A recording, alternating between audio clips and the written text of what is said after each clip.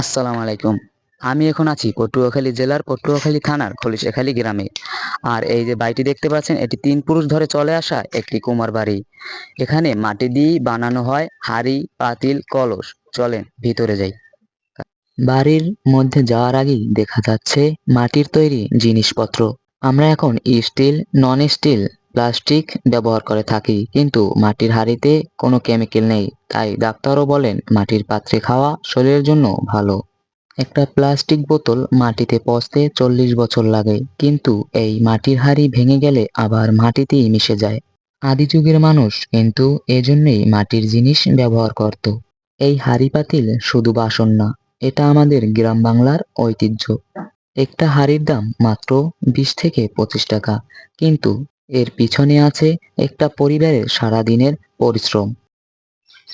আগে তো বেচতাম ১০ টাকা, এখন বেশি ২০ টাকা ২৫ টাকা।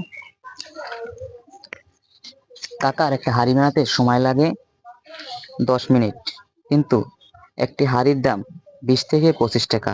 প্লাস্টিকের ভিড়ে আজ মাটির গন্ধটাই হারিয়ে যাচ্ছে, তাই এই পেশাটি আজ বিলুপ্ত হয়ে যাচ্ছে।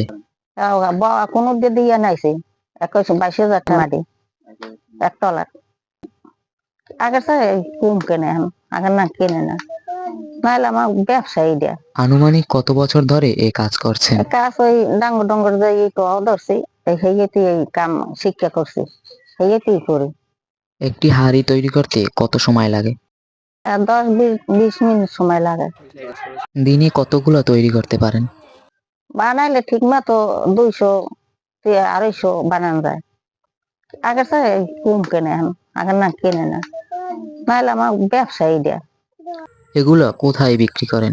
এই বাড়ি দুই একজনে নেই, ওই মালসা আর ওই আরে দধির দোকানে, মিষ্টির দোকানে।